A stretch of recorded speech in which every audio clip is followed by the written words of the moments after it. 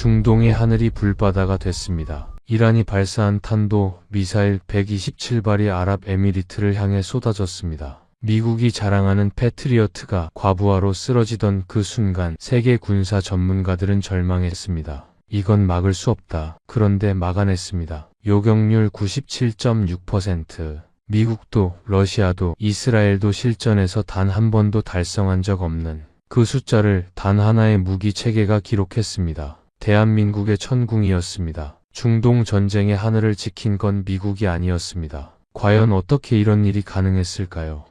그 전에 잠깐 좋아요와 구독 버튼을 눌러주세요. 그럼 오늘의 사연 시작합니다. 저는 브래드 칼버트입니다. 미 국방부 소속 미사일 방어수석 분석관으로 워싱턴 DC 펜타곤 인근의 사무실을 베이스 캠프 삼아 전 세계를 누비는 삶을 살고 있습니다. 존스 홉킨스 대학교에서 국제안보학 박사 학위를 받았고 미 공군에서 10년을 복무한 뒤 전역했습니다. 제대 이후로는 방산 전략 컨설턴트와 미의회, 국방위원회 자문위원을 겸하며 전 세계 방공 시스템 도입 평가를 주도해왔죠. 패트리어트 미사일 체계를 중동 14개국에 공급하는 과정을 직접 이끌었고 제가 관여한 방위 계약 총액은 공식적으로 3천억 달러를 웃돕니다. 숫자로 표현하자면 그게 제 27년이었습니다. 공군에 입대한 건 1997년이었습니다. 22살이었습니다. 아버지가 베트남 참전 용사였고 형도 해병대에서 복무했습니다. 군에 입대하는 것은 제 집안에서는 당연한 수순이었습니다. 아버지는 제가 어릴 때부터 늘 말씀하셨습니다. 나라가 있어야 가족이 있다. 저녁 식탁에서 아버지는 전쟁 이야기를 거의 하지 않으셨습니다. 하지만 그 한마디만큼은 무겁고 진지하게 꼭 하셨습니다. 나라가 있어야 가족이 있다. 그 말이 제 뼛속 깊이 새겨졌습니다. 하지만 저는 단순히 군인이 아니라 전략가가 되고 싶었습니다. 전장에서 직접 싸우는 것보다 전장 자체를 설계하는 일에 끌렸습니다. 총을 들고 뛰어다니는 것보다 데이터와 분석으로 전쟁의 결과를 바꾸는 일이 더 매력적이었습니다. 그래서 공군을 택했고 무기 체계 분석 분야를 선택했습니다. 공군에서 10년을 보내는 동안 저는 3차례 중동에 파견됐습니다. 이라크, 쿠웨이트, 바레인. 그 시절 처음으로 패트리어트 포대가 실제로 가동되는 것을 봤습니다. 사담 후세인 정권의 스커드 미사일이 날아오던 시절이었습니다. 패트리어트가 그 미사일들을 요격하는 광경을 보면서 저는 완전히 매료됐습니다. 기술이 사람을 지킬 수 있다는 것을 그때 처음으로 몸으로 느꼈습니다. 이라크 상공에서 패트리어트 포대가 불을 뿜을 때 저는 지휘 통제실 화면 앞에서 숨을 죽이며 그 궤적을 따라갔습니다. 요격 성공 신호가 뜰 때마다 저는 어떤 축구 경기에서도 느끼지 못한 전율을 느꼈습니다. 기술이 사람의 목숨을 구할 수 있다는 것. 그 단순한 진실이 저를 사로잡았습니다. 그리고 저는 결심했습니다. 이 일을 평생 하겠다고. 더 많은 나라에 더 강한 방어 체계를 공급하겠다고. 그게 제 사명이었습니다. 전역 후 존스 홉킨스에서 박사 학위를 받았고 미 국방부에 들어갔습니다. 패트리어트를 전 세계에 보급하는 일이 제 미션이었습니다. 그 미션을 위해 저는 27년을 달렸습니다. 가족을 뒤로하고 집을 비우고 그렇게 달렸습니다. 사우디아라비아, 카타르, 바레인, 쿠웨이트, 이스라엘, 중동 14개국을 종횡무진하면서 패트리어트 도입 협상을 이끌었고 각국 국방장관과 악수를 나눴습니다. 제 이름 썩 자가 방산업계에서 어느 정도의 무게를 가지게 된 것은 그 27년의 결과였습니다. 워싱턴 DC의 방산업계에서 브래드 칼버트가 뭐라고 하면 그것이 곧 기준이 됐습니다. 저는 그 무게감을 즐겼습니다. 어쩌면 그 무게감에 너무 오래 취해 있었습니다. 제 하루는 늘 새벽 5시에 시작됩니다. 워싱턴 DC의 겨울 새벽은 어둡고 차갑습니다. 눈이 내린 날은 창밖 가로등 아래 흰 눈이 쌓이고 그 위로 제 그림자가 길게 늘어집니다. 저는 잠옷바람으로 부엌에 내려가 커피를 내립니다. 원두는 항상 에티오피아산을 씁니다. 공군에 있을 때 아프리카 파견 근무를 다녀온 후부터 그 습관이 생겼습니다. 아디스아바바 시장에서 처음 마신 그 커피의 맛이 아직도 혀끝에 남아 있습니다. 진하고 과일향이 나는 그 커피는 제가 그때까지 마셔온 어떤 커피와도 달랐습니다. 그 이후로 커피는 제게 하루를 시작하는 의식이 됐습니다. 커피가 내려지는 동안 저는 창밖을 바라봅니다. 아직 아무도 일어나지 않은 시간입니다. 아내 캐롤린도, 첫째 잭도, 둘째 루카스도 아직 잠들어 있습니다. 그 고요함이 저는 좋았습니다. 하루 중 유일하게 생각이 선명해지는 시간이었습니다. 커피 한 잔을 들고 책상에 앉으면 각국 국방부에서 밤새 날아온 보고서들이 수십 개씩 쌓여 있습니다. 러시아의 최신 극초음속 미사일 시험 결과, 중국의 방공망 강화 동향, 북한의 탄도미사일 발사 데이터. 저는 그것들을 하나씩 열어 읽으며 하루를 시작합니다. 읽으면서 형광펜으로 중요한 부분에 밑줄을 긋고 옆에 노트를 펼쳐 메모를 합니다. 20년째 이어온 습관입니다. 노트는 항상 같은 브랜드의 검정 하드커버를 씁니다. 책상 서랍에 쌓인 그 노트가 지금 47권째입니다. 가끔 오래된 노트를 꺼내 읽으면 제가 10년 전에 어떤 판단을 내렸는지를 확인할 수 있습니다. 그 판단들 중 많은 것들이 옳았습니다. 하지만 일부는 분명히 틀렸습니다. 지금 생각하면 그 틀린 판단들이 얼마나 많은 비용을 치렀는지 모릅니다. 비용은 돈이 아니었습니다. 사람들의 안전이었습니다. 점심은 걸을 때가 많습니다. 오후에는 의회 청문회 자료를 작성하거나 동맹국 국방부 관계자들과 화상회의를 진행합니다. 저녁이면 방산업계 관계자들과 만찬 자리가 잡혀있는 날이 대부분이죠. 집에 돌아오면 자정을 넘기기 일쑤였습니다. 아내 캐롤린은 그런 저를 보며 늘 말했습니다. 당신이 지키는 건 나라야, 아니면 커피 회사야? 저는 그때마다 웃어넘겼지만 사실 그 말이 마음에 걸리지 않은 건 아니었습니다. 집에 오면 첫째 잭은 이미 잠들어 있었고 둘째 루카스도 마찬가지였습니다. 잭은 15살, 루카스는 12살이었습니다. 아이들이 학교에서 무슨 일이 있었는지를 제가 물어볼 기회조차 없는 날들이 이어졌습니다. 잭이 농구 경기에서 처음으로 3점 슛을 성공시킨 날도 저는 청문회장에 있었습니다. 루카스가 처음으로 자전거를 혼자 탄 날도 저는 리야드에서 회의를 하고 있었습니다. 아내는 그 순간들을 사진으로 찍어 문자로 보내줬습니다. 저는 회의 중에 몰래 전화기를 꺼내 그 사진을 보며 미소 지었습니다. 그리고 전화기를 다시 넣었습니다. 그게 제 삶의 방식이었습니다. 나는 중요한 일을 하고 있다. 가족은 기다려줄 것이다. 그 믿음이 제 선택을 정당화했습니다. 하지만 그 믿음이 얼마나 이기적인 것이었는지를 저는 아부다비에 그 밤이 지나고 나서야 비로소 깨달았습니다. 한 번은 루카스가 저녁 식탁에서 물었습니다. 아빠, 방어 시스템이랑 미사일이 뭐가 달라요?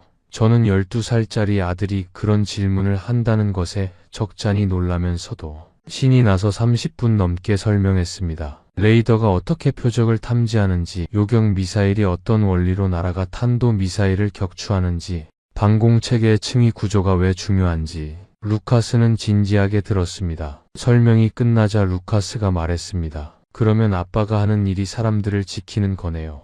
저는 그 말에 뭔가가 가슴에 걸리는 것을 느꼈습니다. 사람들을 지킨다. 그 말이 맞기도 했고 틀리기도 했습니다. 저는 사람들을 지키는 시스템을 판매하고 평가했습니다. 하지만 그것이 정말로 사람들을 지키고 있는지를 저는 한 번도 제대로 검증한 적이 없었습니다. 데이터가 그렇다고 말했으니까 그렇다고 믿었습니다. 그 데이터 중 일부가 제가 믿고 싶어서 믿은 것이었다는 사실을 당시에 저는 몰랐습니다. 에릭 챔버스라는 동료가 있었습니다. 저보다 12년 후배였고 매사추세츠 공과대학교에서 항공우주공학을 전공한 수재였습니다. 에릭은 저와 달리 항상 새로운 데이터에 열려있는 사람이었습니다. 그는 자주 제게 말했습니다. 박사님, 중국도 요즘 방공기술이 무섭게 발전하고 있어요. 한국도 예사롭지 않고요.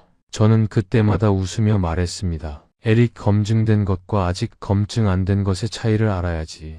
에릭이 고개를 끄덕였지만 그의 눈빛은 제 말에 완전히 동의하지 않는다는 것을 말하고 있었습니다. 에릭은 항상 제가 외면하려는 데이터를 눈앞에 들이밀었습니다. 한국의 천궁체계가 포화 공격 대응에서 독특한 알고리즘을 채택했다는 논문들, 폴란드와 루마니아의 군 관계자들이 패트리어트 대신 한국 체계를 선택한 이유에 대한 분석 자료들, 저는 그것들을 모두 흘려들었습니다. 지금 생각하면 에릭이 옳았습니다. 항상 에릭이 옳았습니다. 저는 스스로를 냉정한 사람이라고 생각했습니다. 감정이 아니라 데이터로 판단하고 국적이 아니라 성능으로 평가하는 사람이라고 자부했습니다. 나토 회원국 국방장관들과 악수한 횟수만도 셀 수 없이 많았고 제 분석 보고서는 미 의회 예산 심의에 직접적인 영향을 미쳤습니다. 그 자부심이 제 판단의 근거였습니다. 하지만 지금 돌이켜보면 저는 아주 깊고 단단한 편견 위에 서 있었습니다.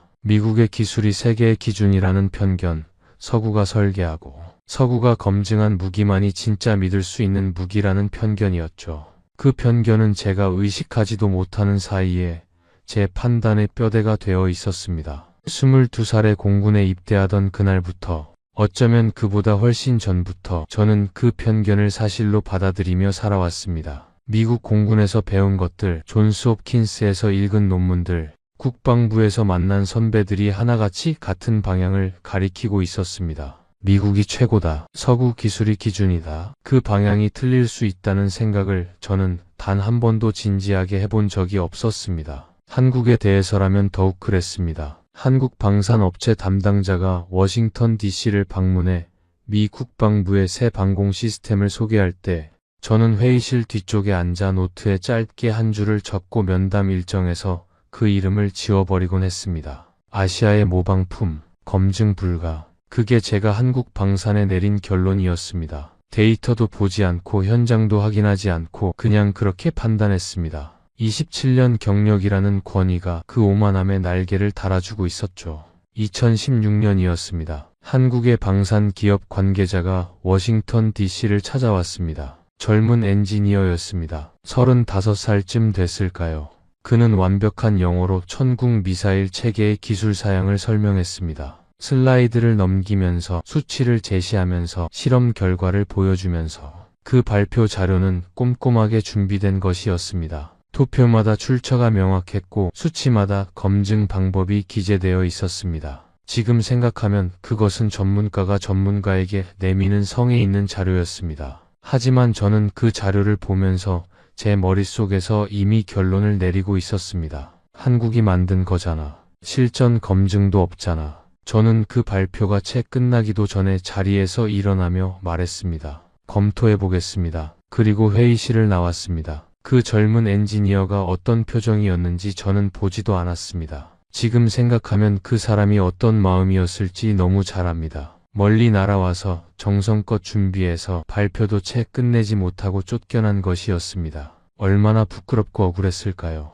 그런데 그 사람이 한국으로 돌아가 어떻게 했을지도 압니다. 포기하지 않았을 것입니다. 그리고 더욱 열심히 했을 것입니다. 한국 사람들은 그런 사람들이었습니다. 저는 나중에야 그것을 알았습니다. 그즈음 저는 제 일에 대해 묘한 공허함을 느끼기 시작했습니다. 설명하기 어려운 감정이었습니다. 매일 같은 청문회, 같은 보고서, 같은 결론. 나는 지금 정말 올바른 평가를 하고 있는가? 그 의문이 새벽 5시에 커피를 마시다 불현듯 떠오르곤 했습니다. 하지만 저는 그 의문을 빠르게 지웠습니다. 27년 경력이 있는 전문가가 그런 의문을 품는다는 것이 스스로 용납되지 않았습니다. 저는 다시 보고서를 열고 키보드를 두드렸습니다. 그런데 그 불편함은 완전히 사라지지 않았습니다. 아침마다 커피를 마시면서 창밖을 볼 때 어느 순간부터 그 불편함이 함께였습니다. 내가 보고 싶은 데이터만 보고 있는 것은 아닐까? 내가 믿고 싶은 것만 믿고 있는 것은 아닐까?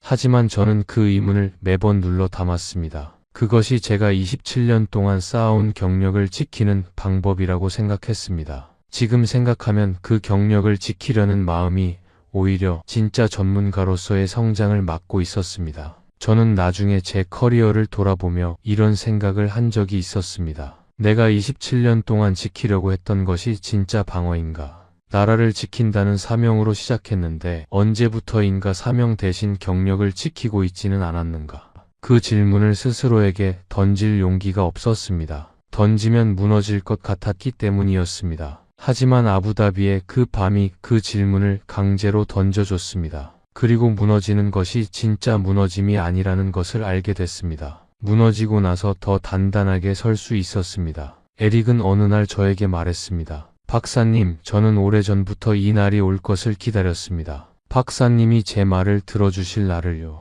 저는 그 말에 뭔가 아렸습니다. 에릭은 12년 동안 기다렸습니다. 상사가 눈을 뜰 때까지 인내심 있게 조용히. 저는 그것이 얼마나 힘든 일이었을지 생각했습니다. 옳은 것을 알면서 말할 수 없는 답답함. 저는 에릭에게 말했습니다. 늦어서 미안해, 에릭. 에릭이 웃으며 대답했습니다. 아닙니다. 지금이 딱 맞습니다. 이준혁 팀장이 이 세계를 바꿔줬으니까요.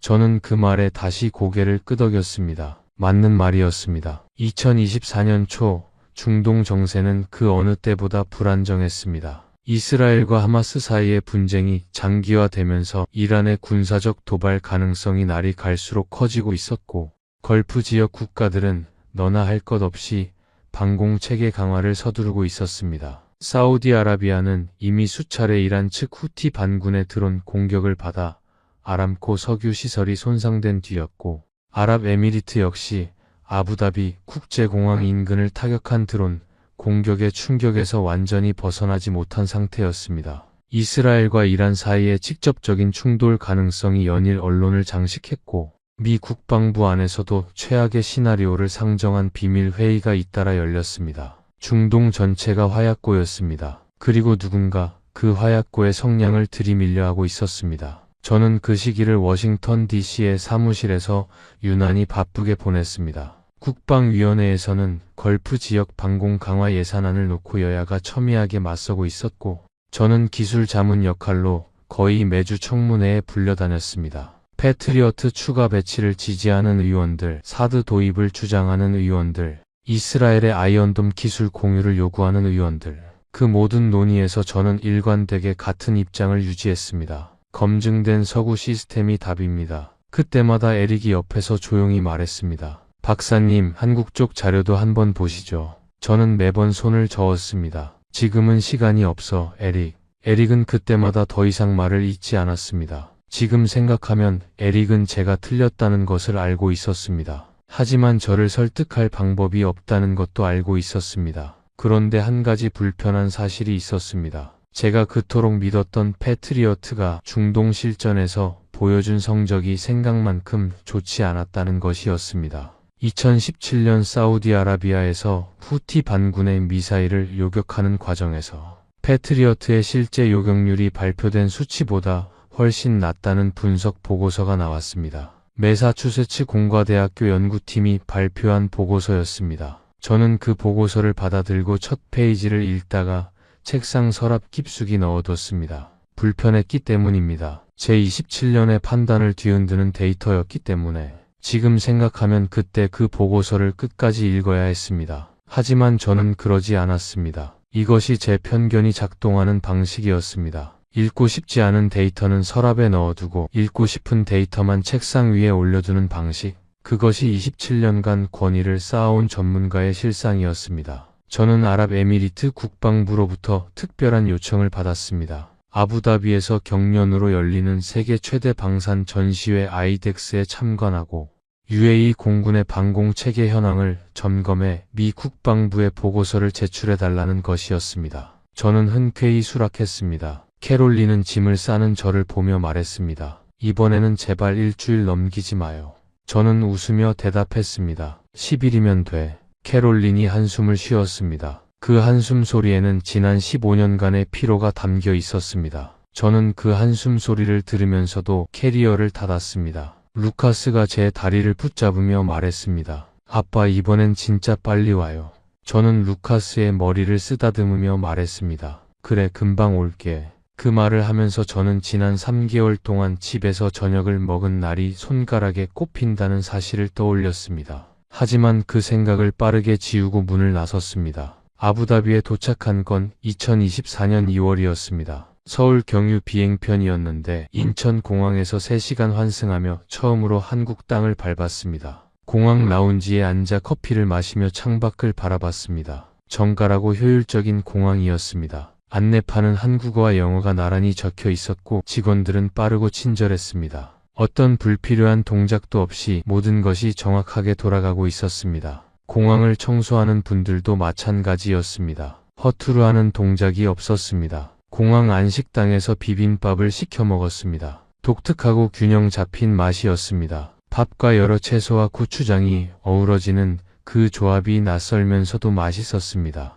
저는 그 광경을 보면서 그냥 그렇게만 생각했습니다. 좋은 공항이구나. 좋은 음식이구나. 그것이 전부였습니다. 그때는 몰랐습니다. 그 나라가 제 인생을 바꿀 나라라는 것을.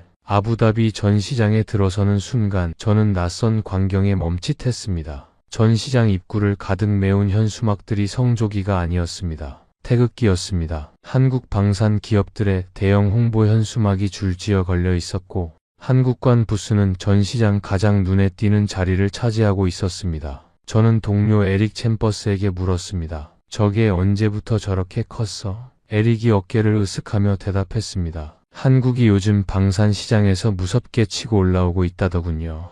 폴란드에 탱크 수천 대 수출 계약을 했다는 거 보셨잖아요. 루마니아에도 자주포 납품이 확정됐고요.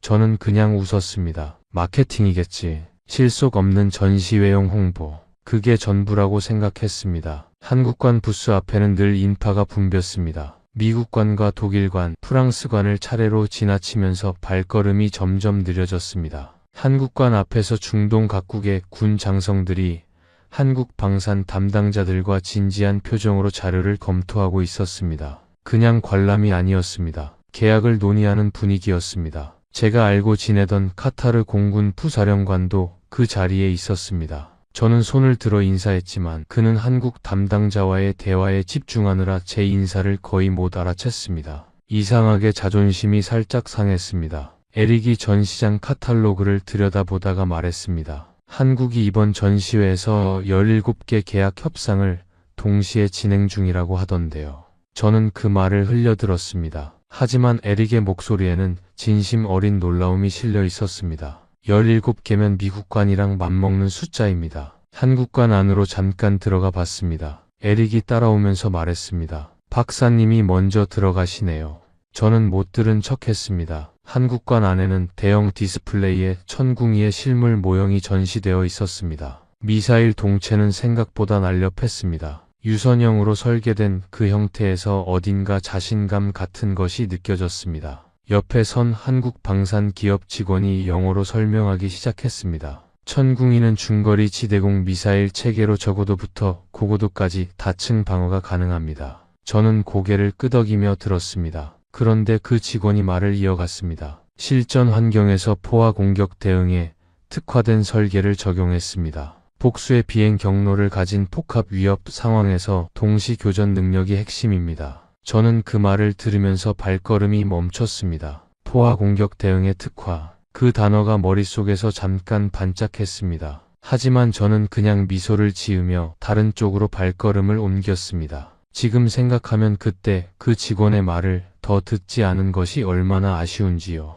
그 직원은 그날 제게 이미 모든 것을 말해주고 있었습니다. 그날 저녁 칼리드 알 만수리 준장과 저녁 식사를 했습니다. 칼리드 준장은 UAE 공군 방공 전력 운용을 총괄하는 인물로 제가 10년 전 패트리어트 도입 협상을 함께 진행하면서 알게 된 파트너였습니다. 그는 늘 신중하고 말수가 적은 사람이었습니다. 아랍 전통 음식이 가득 차려진 식탁에 마주 앉아 저는 걸프 지역 정세에 대한 이야기를 꺼냈습니다. 흠스, 만사프, 다양한 향신료 향이 가득한 음식들이 식탁을 채웠습니다. 칼리드 준장은 조용히 고개를 끄덕이다가 불쑥 말을 꺼냈습니다. 칼버트 박사님, 저희가 작년에 천궁이 도입 계약을 완료했다는 건 아시죠? 저는 고개를 끄덕였습니다. 알고 있었습니다. 하지만 당시 저는 그 계약을 보고서에 한 줄짜리 메모로 처리했습니다. UAE 한국산 중거리 방공 미사일 도입, 패트리어트 보조 용도로 추정.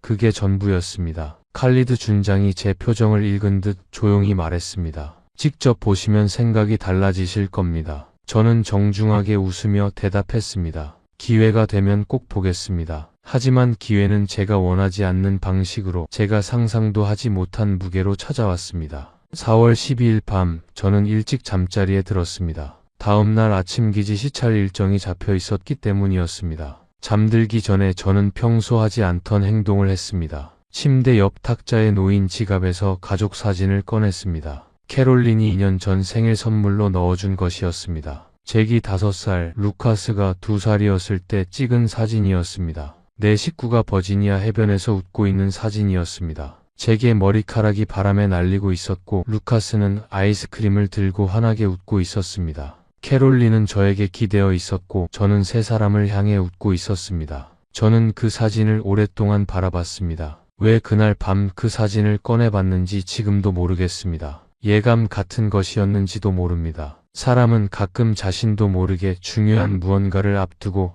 가장 소중한 것들을 떠올리게 되는 것 같습니다. 저는 사진을 지갑에 다시 넣고 불을 껐습니다. 잠들기 전 아내에게 짧은 문자를 보냈습니다. 내일 시찰 끝나면 바로 귀국 준비할게. 보고 싶다. 캐롤린에게서 바로 답장이 왔습니다. 애들이 아빠 기다려. 빨리 와. 그리고 잭이 따로 문자를 보냈습니다. 아빠 이번 주말에 농구 같이 해요. 저는 그 문자들을 보며 웃다가 잠이 들었습니다. 그리고 몰랐습니다. 그날 밤이 제 인생에서 가장 긴 밤이 될 거라는 것을. 그 밤이 끝나면 제가 27년간 믿어온 모든 것이 완전히 뒤집혀 있을 거라는 것을. 저는 나중에 그날 밤 이란이 사용한 전술을 세밀하게 분석한 자료를 읽었습니다. 이란은 6개월 전부터 이 공격을 준비했습니다. 위성 사진을 통해 UAE의 패트리어트 포대 위치를 정확히 파악했고 각 포대의 레이더 탐지 범위와 동시 교전 가능 표적수를 계산했습니다. 그리고 그 한계를 초과하는 정확한 숫자를 산출해냈습니다. 패트리어트 포대가 과부하 상태가 되는 표적수는 몇 개인지, 드론과 순항 미사일과 탄도 미사일을 어떤 비율로 섞어야 방공망에 빈틈이 생기는지, 이란은 그 빈틈을 향해 정확히 공격을 설계했습니다. 그리고 그 설계가 패트리어트에 대해서는 정확히 맞아떨어졌습니다. 하지만 이란은 한 가지를 몰랐습니다. UAE가 천궁이를 도입했다는 것을. 그리고 천궁이가 바로 이런 상황을 위해 만들어진 무기라는 것을. 이란 혁명수비대 항공우주군은 그날 밤 새벽 1시 22분 작전을 실행에 옮겼습니다. 탄도미사일, 순항미사일, 드론을 혼합해서 다양한 고도와 속도, 방향에서 동시에 밀어붙이는 포화 공격이었습니다. 아무리 뛰어난 방공체계도 동시에 처리할 수 있는 표적수에는 한계가 있습니다. 그 한계를 초과하면 시스템은 과부하로 멈추고 막지 못한 미사일들이 그대로 목표물을 타격합니다. 이란은 그것을 노렸습니다. 제 전화기가 울린 건 새벽 1시 28분이었습니다. 발신자를 확인하는 순간 저는 잠이 달아났습니다. 칼리드 준장이었습니다. 이 시간에 준장이 직접 전화를 한다는 것은 전화를 받기도 전에 온몸에 한기가 돌았습니다. 칼버트 박사님, 지금 당장 지휘 통제실로 오십시오. 긴급 상황입니다. 그 목소리는 칼리드 준장의 것이었지만 평소와 전혀 달랐습니다. 10년간 들어온 그 목소리에서 처음으로 두려움을 감지했습니다. 저는 창밖을 봤습니다. 그 순간 온몸에 피가 싸늘하게 식어드는 것 같았습니다. 지평선 너머로 섬광이 번쩍이고 있었습니다. 하나가 아니었습니다. 여러 곳에서 동시에 불규칙하게 빛이 터졌다가 사라졌다가를 반복했습니다. 요격 미사일이 터지는 섬광이었습니다. 저는 신발도 제대로 신지 못하고 방을 뛰쳐나갔습니다. 심장이 목까지 올라와 있었습니다. 폭도를 뛰어 엘리베이터로 향하는데 다른 방에서도 사람들이 나오고 있었습니다. 눈빛에 공포가 역력했습니다. 어린아이를 안고 나온 여성이 저를 붙잡으며 물었습니다. 무슨 일이에요? 전쟁인가요? 저는 대답하지 못했습니다. 그냥 뛰었습니다. 지휘 통제실까지 차로 7분이었습니다. 에릭을 전화로 깨웠습니다. 이란 탄도 미사일 대량 발사 중입니다. 숫자가 아직 정확히 집계가 안 됐는데 수십 발 이상은 확실합니다. 지금 UAE 공군 비상령이 발동됐습니다. 저는 전화를 끊고 앞을 바라봤습니다. 밤하늘이 간헐적으로 밝아졌다 어두워지기를 반복하고 있었습니다. 차 안에서 저는 계속 창밖을 바라봤습니다. 섬광이 번쩍일 때마다 저는 눈을 감았다가 떴습니다. 운전기사는 아무 말도 하지 않았습니다. 그는 아부다비에서 나고 자란 사람이었을 겁니다. 이 도시가 불타는 것을 볼 수 있는 자리에 앉아서 낯선 미국인을 태우고 달리고 있었습니다. 저는 그 사람의 얼굴을 백미러로 봤습니다. 두려움을 억누르고 있는 얼굴이었습니다. 가족이 있을 것이었습니다. 지금 이 순간 그의 머릿속에는 가족들의 얼굴이 스쳐 지나가고 있을 것이었습니다. 저는 그 사람에게 아무 말도 하지 못했습니다. 전쟁이 벌어지는 도시에서 낯선 미국인을 태우고 달린 그 사람에게. 나중에 그게 내내 마음에 걸렸습니다. 지휘 통제실 앞에는 완전 무장한 UAE 군인들이 이미 배치되어 있었습니다. 제 신분증을 확인하는 절차도 평소보다 훨씬 엄격했습니다. 그 짧은 확인 절차가 몇 분처럼 느껴졌습니다. 문이 열리는 순간 저는 한 걸음 뒤로 물러설 뻔했습니다. 지휘 통제실 안은 제가 상상한 것보다 훨씬 혼돈스러웠습니다. 가로 10m, 세로 7m 남짓한 공간에 30명이 넘는 군 장교들이 빼곡히 들어차 있었고 모든 사람이 동시에 무언가를 하고 있었습니다. 헤드셋을 끼고 무전을 치는 사람, 화면 앞에서 키보드를 두드리는 사람, 지도를 펼쳐놓고 다른 장교와 고성으로 논쟁하는 사람. 그 모든 소리가 뒤섞여 귀를 먹먹하게 만들었습니다. 커피 냄새와 긴장감과 땀 냄새가 뒤섞인 공기가 진했습니다. 그리고 방 한가운데 거대한 전광판에는 실시간 레이더 화면이 가득 펼쳐져 있었습니다. 붉은 점들이, 수십 개의 붉은 점들이 UA 영공을 향해 빠르게 무섭게 밀려들고 있었습니다. 저는 그 화면을 보는 순간 온몸이 굳어버렸습니다. 하지만 동시에 다른 감각이 깨어났습니다. 방산 전문가로서의 본능이었습니다. 27년간 수백 개의 방공 시스템을 평가해온 본능이 그 화면을 분석하기 시작했습니다. 저는 붉은 점들의 궤적을 눈으로 따라갔습니다. 탄도미사일 특유의 포물선을 그리며 들어오는 것들이 있었고 상대적으로 낮고 빠르게 직선으로 들어오는 것들이 있었습니다. 순항 미사일이었습니다. 그리고 불규칙하게 움직이는 작은 점들도 있었습니다. 드론이었습니다. 세 종류의 위협이 동시에 다른 고도와 속도로 쏟아지고 있었습니다. 이것은 단순한 포화 공격이 아니었습니다. 방공 시스템이 각각 다른 알고리즘으로 반응하도록 설계된 층위가 있는 포화 공격이었습니다. 드론이 먼저 레이더를 포화시키고 그 틈을 비집고 탄도미사일이 고각으로 진입하고 낮은 고도로 순항 미사일이 빠르게 파고드는 방식이었습니다. 그 정교함이 저를 충격에 빠뜨렸습니다. 칼리드 준장이 저를 발견하고 빠르게 다가왔습니다.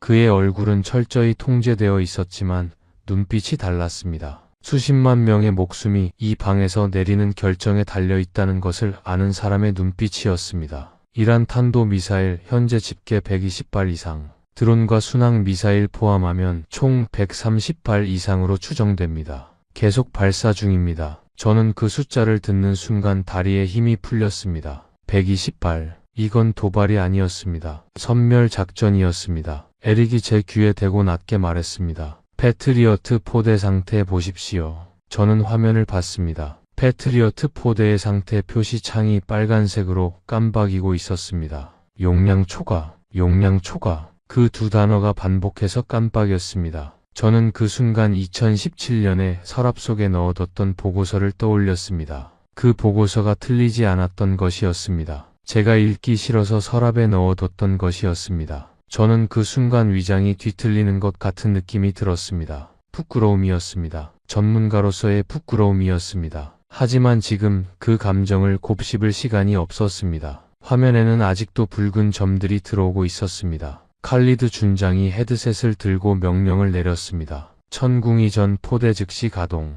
그 순간 지휘 통제실 왼쪽 화면에 새로운 창이 열렸습니다. 천궁이 포대 지휘 화면이었습니다. 바로 그때 제 옆으로 조용히 다가오는 사람이 있었습니다. 40대 초반으로 보이는 동양인 남성이었습니다. 군복이 아닌 단정한 회색 셔츠 차림이었고 방산 기업 관계자 명찰을 달고 있었습니다. 그는 아수라장 같은 지휘 통제실에서 혼자만 침착했습니다. 저는 그의 명찰을 봤습니다. 이준혁, LIG 넥스원 현장 기술 지원 팀장, 한국 방산 기업 소속이었습니다. 저는 이준혁 팀장을 바라봤습니다. 그리고 처음으로 그 사람을 제대로 보려고 했습니다. 이 방 안에서 가장 냉정한 사람이었습니다. 지휘 통제실의 모든 장교들이 긴장과 공포와 책임감으로 흔들리고 있는 동안 이 사람만은 흔들리지 않았습니다. 화면을 보는 눈빛이 달랐습니다. 위기를 보는 눈이 아니었습니다. 그냥 할 일을 보는 눈이었습니다. 그 눈빛을 저는 27년 동안 어디선가 본 적이 있다고 느꼈습니다. 그리고 깨달았습니다. 그것은 실전을 매일 같이 상정하며 준비해온 사람의 눈빛이었습니다. 북한이 매일 위협하는 나라에서 온 사람의 눈빛이었습니다. 북한의 탄도미사일이 오늘 밤 날아올 수도 있다는 것을 매일의 현실로 받아들이며 사는 나라에서 온 사람의 눈빛이었습니다. 오늘 아부다비의 하늘에서 벌어지는 일은 그에게 낯선 위기가 아니었습니다. 그는 이 순간을 위해 준비해왔습니다. 평생을. 이준혁 팀장이 조용한 목소리로 말했습니다. 긴장하지 않으셔도 됩니다. 천궁이는 이 상황을 위해 설계됐습니다. 저는 반사적으로 물었습니다. 동시 교전 가능 표적 수가 몇 개입니까? 이준혁 팀장이 화면을 가리키며 말했습니다. 지금 현재 24개 표적을 동시 추적하면서 16개를 교전 중입니다. 저는 그 숫자를 듣고 잠시 말이 나오지 않았습니다. 패트리어트 포대의 1차 대응 결과가 집계됐습니다. 이란 탄도 미사일 1차 발사분 40여 발에 대해 패트리어트는 23발을 요격했습니다. 요격률 57.5%. 저는 그 숫자를 보는 순간 눈을 감았습니다. 57.5%.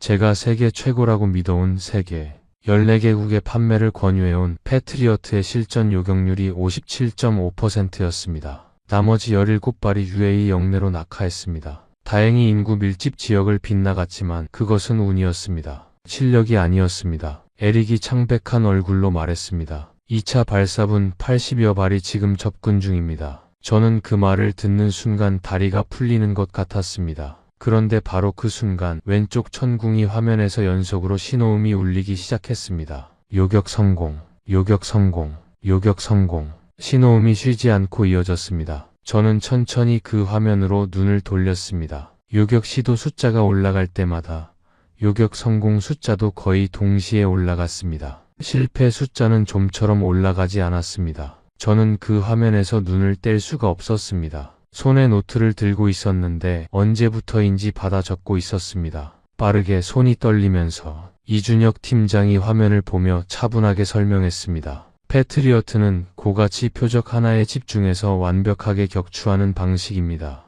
정확도를 최우선으로 하죠. 천궁이는 다릅니다. 복수의 표적을 동시에 처리하되 각 표적에 최적화된 요격 경로를 실시간으로 계산합니다. 포화 공격에 특화된 설계입니다. 저는 그 말을 듣는 순간 뭔가가 머릿속에서 딸깍하고 맞아 들어가는 느낌이었습니다. 포화 공격에 특화된 설계. 한국은 북한의 위협을 수십 년간 연구했습니다. 북한은 대규모 방사포와 탄도미사일을 동시에 쏟아붓는 포화 공격 전술을 핵심 전략으로 사용합니다. 한국의 방공 시스템은 바로 그 위협에 대응하기 위해 만들어졌습니다. 이론이 아니라 실제 위협을 기준으로 실제 공격 패턴을 데이터로 삼아 설계된 무기였습니다. 이란이 오늘 밤 UAE에 가한 포화 공격은 한국이 수십 년간 대비해온 바로 그 방식이었습니다. 한국은 이 상황을 위해 준비해온 것이었습니다. 저는 전율했습니다. 저는 이준혁 팀장에게 물었습니다. 천궁이가 이 수준의 성능을 갖추는데 얼마나 걸렸습니까? 이준혁 팀장이 잠시 생각하더니 대답했습니다. 초기 설계부터 지금까지 약 30년입니다. 저는 조용히 계산했습니다. 30년. 1990년대 초부터 시작한 것이었습니다. 저는 1997년에 공군에 입대했습니다. 제가 패트리어트를 처음 접했을 때 한국의 엔지니어들은 이미 천궁을 설계하고 있었습니다. 저는 그것을 몰랐습니다. 알려고 하지도 않았습니다. 저는 다시 물었습니다. 개발 과정에서 가장 어려웠던 게 뭐였습니까? 이준혁 팀장이 잠시 화면을 보다가 말했습니다. 처음에는 해외에서 기술 자료를 구하기 어려웠습니다. 거절도 많이 당했죠. 하지만 선배들이 포기하지 않았습니다. 있는 것으로 할 수 있는 것부터 시작했습니다. 저는 그 말을 들으며 또다시 말이 나오지 않았습니다. 있는 것으로 할 수 있는 것부터. 그것이 한국 방산 50년의 역사를 관통하는 한 문장이었습니다. 이준혁 팀장이 계속 설명했습니다. 레이더 탐지 거리는 400km입니다. 동시 추적 가능 표적은 최대 40개. 이중 펄스 로켓 모터를 사용해서 표적을 향한 마지막 순간 기동 능력이 기존 체계보다 훨씬 뛰어납니다. 탐지부터 발사까지 반응 시간은 15초입니다. 저는 그 수치들을 노트에 받아 적었습니다. 27년 경력의 방산 전문가가 생면부지의 한국 기술자에게 배우는 학생처럼 필기를 하고 있었습니다. 뭔가 서글프고 동시에 홀가분한 느낌이었습니다. 오래된 아집이 허물어지는 느낌이었습니다. 저는 이준혁 팀장이 UAE 현장에서 어떻게 생활하고 있었는지를 나중에 알게 됐습니다. 그는 천궁이 도입 계약이 완료된 직후부터 아부다비에 상주하고 있었습니다. 6개월이었습니다. 가족과 떨어져서 낯선 나라에서 하루하루 포대 운용 훈련을 UAE 군인들에게 가르치고 시스템 점검을 반복하고 비상 상황을 가정한 시뮬레이션을 수백 번 돌렸습니다. 4월 12일 새벽에 그가 지휘 통제실에서 흔들리지 않을 수 있었던 것은 그 6개월의 결과였습니다. 수백 번 반복한 것을 한 번 더 하는 것이었습니다. 아무리 위기 상황이라도 그에게는 수백 번의 기억이 있었습니다. 저는 그 사실을 알았을 때 머릿속에서 무언가가 딸깍하고 맞아 들어가는 느낌이었습니다. 이준혁 팀장의 침착함은 타고난 것이 아니었습니다. 쌓은 것이었습니다. 포기하지 않고 반복한 결과였습니다. 그리고 그 반복의 뒤에는 한국이 수십 년간 북한의 위협을 전제로 쌓아온 훈련의 문화가 있었습니다. 저는 이준혁 팀장에게 물었습니다. 그 6개월 동안 힘들지 않으셨습니까? 이준혁 팀장이 잠시 생각하다가 웃으며 대답했습니다. 힘들었죠. 하지만 우리나라 분들이 더 어려운 환경에서 더 오래 버텨오셨잖아요. 저는 그 말을 들으며 이준혁 팀장의 할아버지를 떠올렸습니다. 전쟁에서 살아남은 분, 그리고 그 아들 폐허 위에서 공장을 지은 분. 그분들이 버텨온 것들에 비하면 6개월의 해외 근무는 아무것도 아니라는 것이었습니다. 그 정신이 세대를 넘어 이어지고 있었습니다. 말로 가르친 것이 아니었습니다. 삶으로 보여준 것이었습니다. 그런데 2차 발사가 거의 마무리되어 갈 무렵이었습니다. 새벽 2시 53분이었습니다. 저는 나중에 그 정확한 시각을 기억합니다. 왜냐하면 그 순간이 제 인생에서 가장 두렵고 동시에 가장 경이로운 순간이었기 때문입니다. 지휘 통제실 레이더 화면에서 갑자기 경보음이 울렸습니다. 기존의 경보음과 달랐습니다. 더 높고 더 날카로웠습니다. 화면 오른쪽 모서리에 새로운 표적 하나가 빨간색으로 표시됐는데 그 표적 옆에 붙은 속도 수치가 화면의 다른 표적들과 완전히 달랐습니다. 마하 6.1을 가리키고 있었습니다. 화면에는 붉은 글씨로 별도 표시가 달렸습니다. 극초음속, 분류불명, 지휘 통제실이 순간 얼어붙었습니다. 무전을 치던 장교들이 하던 일을 멈추고 그 화면을 바라봤습니다. 누군가 헤드셋을 천천히 내렸습니다. 아무도 말하지 않았습니다. 그 침묵은 길지 않았습니다. 3초도 채 안 됐습니다. 하지만 그 3초가 제 평생에서 가장 긴 3초였습니다. 방 안의 모든 인간이 그 한 점을 향해 시선을 고정했습니다. 마하 6.2. 그 숫자가 화면에서 빨갛게 깜빡였습니다. 저는 그 숫자를 보면서 세계 방공 역사의 모든 데이터베이스가 머릿속에서 돌아가는 것을 느꼈습니다. 실전에서 마하 6 이상의 표적이 포착된 사례, 전무. 실전에서 극초음속 표적이 요격된 사례, 전무. 러시아도 시도했습니다. 중국도 시도했습니다. 미국도 시도했습니다. 그리고 모두 실패했거나 실전 상황을 만들지 못했습니다. 극초음속 방어는 이론 단계에 머물러 있었습니다. 그것이 세계 방산 전문가들의 공통된 인식이었습니다. 그리고 지금 바로 그 불가능한 상황이 제 눈앞에 펼쳐지고 있었습니다. 칼리드 준장의 목소리가 들렸습니다. 극초음속 표적입니다. 마하 6 이상으로 추정. 현재 아부다비 중심부를 향해 직선 접근 중입니다. 그 목소리 안에 무게감이 실려 있었습니다. 저는 그 숫자를 보면서 방산 전문가로서의 모든 지식이 머릿속에서 빠르게 돌아갔습니다. 마하 6.2, 초당 약 2.1km입니다. 아부다비 중심부까지 남은 거리가 480km라면 도달 시간은 약 229초였습니다. 3분 49초. 그리고 그 속도에서는 일반적인 요격 계산 방식이 통하지 않습니다. 표적을 쫓아가는 방식으로는 따라잡을 수 없습니다. 요격 미사일 자체의 속도가 극초음속 표적보다 느리기 때문입니다. 탐지하고 궤도를 계산하고 발사하고 요격 미사일이 목표까지 날아가는 동안 극초음속 표적은 이미 수백 킬로미터를 더 날아와 있습니다. 그래서 세계 어떤 나라도 실전에서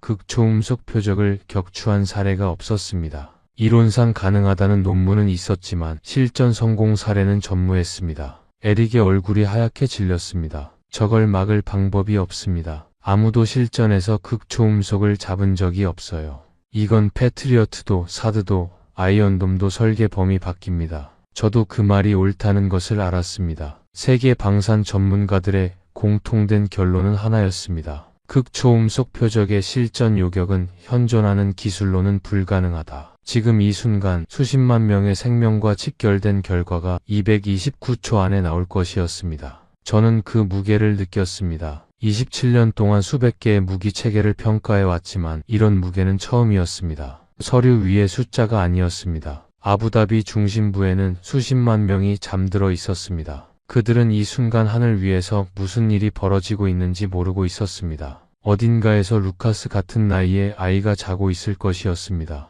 잠들기 전에 엄마에게 책을 읽어달라고 했을 것이었습니다. 아무것도 모르는 채로 에릭이 조용히 말했습니다. 기도라도 해야겠습니다. 저는 그 말에 아무 대답도 하지 않았습니다. 하지만 속으로는 저도 같은 생각을 하고 있었습니다. 저는 이준혁 팀장을 바라봤습니다. 그런데 이준혁 팀장의 표정은 아무것도 변하지 않았습니다. 그는 화면을 보면서 빠르게 무언가를 계산하고 있었습니다. 손가락이 작은 노트에 수치를 적고 있었습니다. 각도, 속도, 고도, 진입 궤도, 그리고 무전기를 들었습니다. 그의 목소리는 낮고 단단했습니다. 흔들림이 없었습니다. 1번 포대, 표적 좌표 수신 확인하십시오. 속도 마 6.2, 고도 32km, 진입각 18도. 이중 교전 모드로 전환하고 선도 각도 보정 최대치 적용합니다. 교전 거리 확보 즉시 발사 권한 드립니다. 지금 시작합니다. 저는 그 명령이 얼마나 정밀한지를 들으면서 즉각 알아챘습니다.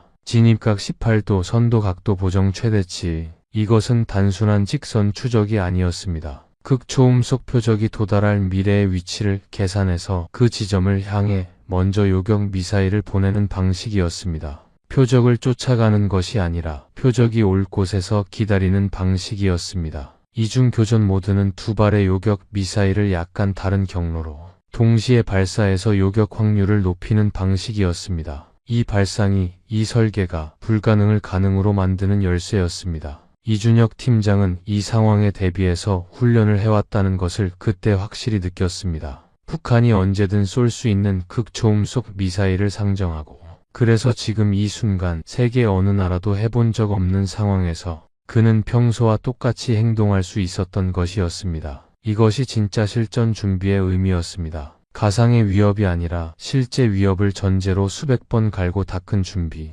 레이더 화면에서 극초음속 표적이 UAE 방공구역 안으로 진입했습니다. 잔여 비행 시간이 화면에 표시됐습니다. 90초, 89초, 88초. 저는 그 숫자를 보면서 숨을 참았습니다. 지휘 통제실 안에 모든 소리가 사라지는 것 같았습니다. 무전 소리도, 키보드 두드리는 소리도, 오직 화면 속 카운트다운 숫자만이 존재했습니다. 천궁이 포대 요격 미사일이 발사됐다는 신호가 들어왔습니다. 화면에 새로운 점 2개가 나타났습니다. 2개의 점이 빠르게 맹렬하게 극초음속 표적을 향해 날아갔습니다. 이준혁 팀장의 목소리가 들렸습니다. 한 발 정상 비행 중, 2발 정상 비행 중. 그것뿐이었습니다. 숨도 크게 쉬지 않았습니다. 저는 그 순간 눈을 감을 수가 없었습니다. 화면에서 눈을 뗄 수가 없었습니다. 손에 쥔 노트가 구겨질 정도로 힘이 들어가 있었습니다. 심장 소리가 귓가에서 크게 들렸습니다. 2개의 점이 하나의 붉은 점을 향해 접근했습니다. 그 세 점이 만나는 순간까지 시간이 믿을 수 없이 느리게 흘렀습니다. 1초가 몇 분처럼 느껴졌습니다. 아무도 말하지 않았습니다. 아무도 움직이지 않았습니다. 지휘 통제실 전체가 그 세 점만을 바라보며 굳어 있었습니다. 저는 잠시 루카스가 말했던 것을 떠올렸습니다. 아빠가 하는 일이 사람들을 지키는 거네요. 지금 이 순간이 바로 그 순간이었습니다. 진짜로 사람들을 지키는 순간이었습니다. 그런데 그 일을 하고 있는 사람은 제가 아니었습니다. 이준혁 팀장이었습니다. 대한민국의 기술자가 이 순간을 위해 준비해온 것이었습니다. 카운트다운 숫자가 멈췄습니다. 42초였습니다. 충돌. 화면에서 붉은 점이 사라졌습니다. 0.5초의 완전한 정적이 흘렀습니다. 그리고 지휘 통제실이 폭발했습니다. 환호성이 터졌습니다. 누군가는 무릎을 꿇었고 누군가는 옆 사람을 끌어안았습니다. 헤드셋을 벗어 던진 장교도 있었습니다. 칼리드 준장은 눈을 감고 알아보러 무언가를 중얼거렸습니다. 기도였습니다. 누군가는 눈물을 흘리고 있었습니다. 저는 그 자리에 그냥 서 있었습니다. 두 다리가 움직이지 않았습니다. 눈앞에서 방금 일어난 일을 제 뇌가 처리하지 못하고 있었습니다. 세계 방산 역사가 방금 바뀌었습니다. 세계 최초로 실전에서 극초음속 미사일이 격추됐습니다. 그것을 해낸 것은 한국의 무기였습니다. 대한민국의 천궁이가 해낸 것이었습니다. 그 붉은 점이 사라진 자리를 저는 계속 바라봤습니다. 화면은 고요했습니다. 아무것도 없었습니다. 위협이 사라진 것이었습니다. 대한민국이 지원한 것이었습니다. 저는 이준혁 팀장을 바라봤습니다. 그는 화면을 한 번 더 확인하고 무전기를 들어 짧게 말했습니다.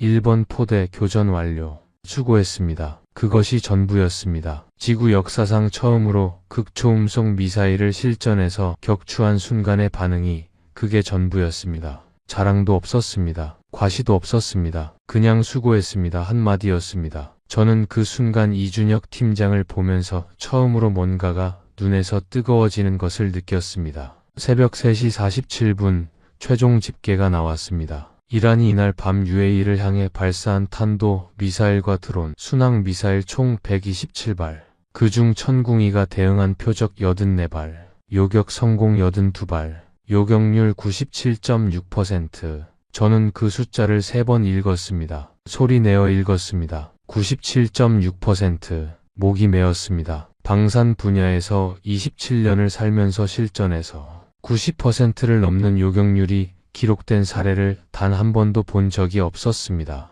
그런데 한국의 천궁이가 세계 최초로 실전에서 97.6%를 찍었습니다. 그것도 극초음속 미사일을 포함한 폭합 위협 환경에서, 그것도 첫 실전 투입에서. 저는 그 숫자 앞에서 오랫동안 아무 말도 하지 못했습니다. 저는 노트를 바라봤습니다. 밤새 제가 받아 적은 숫자들이 가득했습니다. 레이더 탐지 거리 400km, 동시 추적 가능 표적 40개, 요격 반응 시간 15초. 그 숫자들 옆에 제 손글씨로 적혀 있었습니다. 어떻게 이게 가능하지? 저는 그 문장을 보며 오랫동안 멍하니 있었습니다. 칼리드 준장이 저에게 다가왔습니다. 그는 두 손으로 제 손을 꽉 잡았습니다. 그리고 한국어로 말했습니다. 한국 정말 감사합니다. 누군가에게 배워서 외운 표현이 분명했습니다. 발음이 서툴렀지만 그 안에 담긴 진심은 완벽했습니다. 그 짧은 한국어 감사 인사가 저를 무너뜨렸습니다. 저는 그 밤 처음으로, 그리고 27년 경력에서 처음으로 눈물이 나는 것을 느꼈습니다. 억지로 참았습니다. 참았지만 목이 뜨거워지는 건 어쩔 수 없었습니다. 이준혁 팀장은 환호성이 울리는 지휘 통제실 한켠에서 조용히 포대 상태를 점검하고 있었습니다. 축하를 받지 않았습니다. 박수를 기다리지 않았습니다. 세계 방산 역사를 바꾼 밤의 주인공이 그냥 다음 해야 할 일을 하고 있었습니다. 저는 그 모습을 바라보다 조용히 다가갔습니다. 당신네 나라 무기 대단합니다. 이준혁 팀장이 고개를 들고 조용히 웃었습니다. 저희 선배들이 30년 동안 만든 겁니다. 그게 전부였습니다. 자랑도 없었고 과장도 없었습니다. 그 한마디가 어떤 긴 연설보다 깊이 마음에 박혔습니다. 해가 떠오르기 시작했습니다. 아부다비의 새벽 하늘이 붉게 물들었습니다. 저는 지휘 통제실 밖으로 나와 새벽 공기를 마셨습니다. 사막의 새벽 공기는 놀랍도록 차갑고 맑았습니다. 저는 그 공기를 깊이 들이쉬면서 오랫동안 하늘을 바라봤습니다.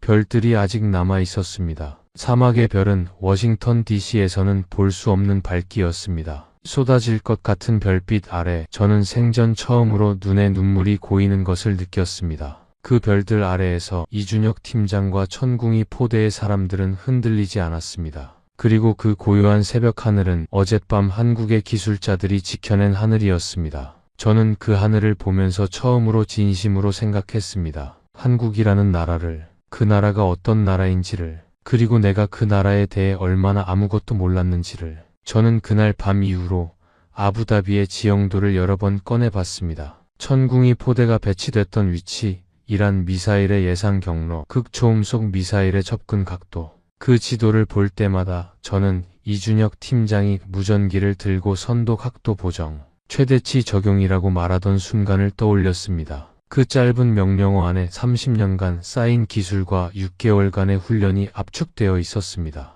극초음속 표적이 올 곳을 미리 계산해서 그 자리에서 기다리는 방식? 그 발상의 핵심은 겸손이었습니다. 내 미사일이 극초음속 표적보다 빠르지 않다는 것을 인정하고 그 한계 안에서 최선의 해법을 찾는 것. 한계를 인정하는 것이 패배가 아니라 더 창의적인 접근으로 가는 문이었습니다. 저는 그 원리가 방공 시스템에만 적용되는 것이 아니라는 것을 생각했습니다. 내 편견의 한계를 인정하는 것이 더 넓은 시야로 가는 문이었습니다. 에릭이 그날 밤 이야기를 꺼낸 적이 있었습니다. 박사님, 솔직히 말하면 저도 처음에는 안 될 것이라고 생각했습니다. 극초음속 요격이요. 이론 논문은 읽었는데 실전에서 될 거라고는 생각 못했어요. 저는 그 말에 고개를 끄덕였습니다. 나도 그랬어. 하지만 이준혁 팀장은 달랐습니다. 에릭이 말했습니다. 그분은 안 된다고 생각하지 않았겠죠. 그분한테는 이미 수백 번 해본 것이니까요. 저는 그 말이 맞다고 생각했습니다. 불가능하다는 것은 결국 해본 적이 없다는 뜻입니다. 한국의 기술자들은 수십 년 동안 극한의 시뮬레이션을 반복했습니다. 그래서 세계가 불가능하다고 한 것이 그들에게는 수백 번 해본 것의 연장선이었습니다. 그것이 실전과 이론의 차이였습니다. 그리고 한국은 오랫동안 아무도 모르는 곳에서 실전을 준비하고 있었습니다. 저는 비행기에서 내려 다시 부산한 인천공항을 지나쳤습니다. 환승 시간이 2시간 있었습니다. 저는 공항 라운지 대신 일반 게이트 구역 벤치에 앉았습니다. 아부다비로 올 때와 똑같은 공항이었습니다. 그런데 이번에는 공항이 다르게 보였습니다. 안내 직원이 빠르게 움직이고 있었습니다. 여행객들이 줄을 지어 빠르게 이동하고 있었습니다. 공항 화면의 정보가 깔끔하게 정리되어 있었습니다. 모든 것이 효율적이었습니다. 그런데 그 효율성이 그냥 나온 것이 아니라는 것을 이번에는 느낄 수 있었습니다. 이 나라 사람들이 수십 년간 갈고 닦은 것이었습니다. 빠른 것과 정확한 것을 동시에 추구하는 문화. 그 문화가 방공 시스템을 만들었고 이 공항도 만들었습니다. 저는 공항 카페에서 커피를 시켰습니다. 아메리카노였습니다. 마시다가 깜짝 놀랐습니다. 맛이 좋았습니다. 아무 공항 카페에서 이 수준의 커피가 나온다는 것이 놀라웠습니다. 옆에 앉은 한국 직장인이 노트북을 열고 무언가를 열심히 작업하고 있었습니다. 비행 게이트를 기다리는 중에도 저는 그 모습을 바라봤습니다. 27년 동안 이 나라를 얕봤습니다. 그런데 이 나라에서 제대로 된 커피 한 잔이 나오고 제대로 일하는 사람이 있고 세계 최고의 방공 시스템이 나왔습니다. 모두 같은 곳에서 나온 것이었습니다. 같은 정신에서. 저는 워싱턴 DC행 비행기에 오르면서 그 공항 카페에서 마신 커피를 오래 떠올렸습니다. 워싱턴 DC로 돌아오는 비행기 안에서 한국 방산, 개발사 외에도 한국의 근현대사에 관한 자료들을 찾아 읽었습니다. 1950년대 전쟁이 끝난 직후에 한국은 세계 최빈국 중 하나였습니다. 유니세프 지원을 받아야 했고 원조 없이는 먹고 살기 어려운 나라였습니다. 그런데 그 나라가 60년 만에 반도체, 자동차, 조선, 방산에서 세계 최고를 다투는 나라가 됐습니다. 저는 그 60년이 어떻게 만들어진 것인지를 비로소 이해하기 시작했습니다. 아무것도 없는 출발점에서 세계에서 가장 빠르게 일어선 나라. 그 이유가 자원이나 지리적 이점 때문이 아니었습니다. 사람 때문이었습니다. 포기하지 않는 사람들 때문이었습니다. 넘어지면 일어서고 거절당하면 직접 만들고 불가능하다고 하면 왜 불가능한지 따져보는 사람들 때문이었습니다. 그 정신이 오늘의 대한민국을 만들었습니다. 그리고 그 정신이 아부다비의 하늘을 지켰습니다. 서울에서의 일정 중 특히 기억에 남는 것이 있었습니다. 이준혁 팀장이 저를 데리고 저녁을 먹으러 갔습니다. 회사 근처 작은 식당이었습니다. 메뉴는 삼겹살이었습니다. 숯불에 고기를 굽고 상추에 싸먹는 방식이었습니다. 이준혁 팀장이 익히는 방법을 알려줬습니다. 이 정도로 구우면 됩니다. 이렇게 싸서 드세요.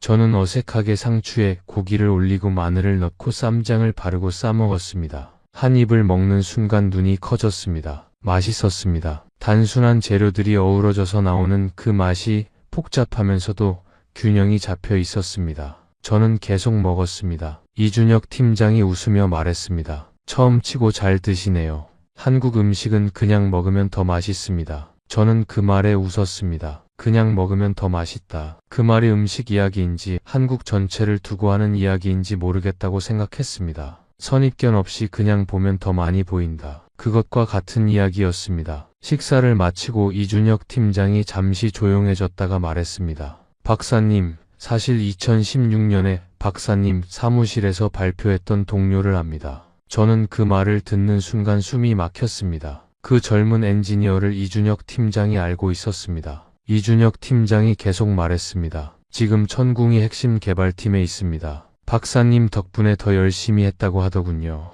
저는 그 말을 듣고 오랫동안 아무 말도 하지 못했습니다. 박사님 덕분에. 그 말의 의미를 생각했습니다. 거절이 그 사람을 더 열심히 하게 만들었다는 것이었습니다. 저는 그 사람에게 상처를 줬다고 생각했습니다. 그런데 그 사람은 그 상처를 연료로 삼았습니다. 더 열심히 하게 된 이유로 삼았습니다. 저는 이준혁 팀장에게 말했습니다. 그분께 직접 사과하고 싶습니다. 이준혁 팀장이 잠시 생각하다가 말했습니다. 전해드리겠습니다. 그분은 사과보다 박사님이 이제 제대로 보고 계신다는 것을 아는 것이 더 의미 있을 겁니다. 저는 그 말에 고개를 끄덕였습니다. 그것이 맞았습니다. 사과보다 변화가 더 진정한 반성이었습니다. 캐롤린과 함께 한국 다큐멘터리를 본 다음 날 아침이었습니다. 저는 새벽 5시에 부엌에 내려갔습니다. 에티오피아산 원두로 커피를 내렸습니다. 그런데 그날 아침은 달랐습니다. 커피를 마시며 창밖을 보는데 워싱턴 DC의 거리가 더 밝게 느껴졌습니다. 달라진 것은 아무것도 없었습니다. 같은 창문이었고 같은 거리였고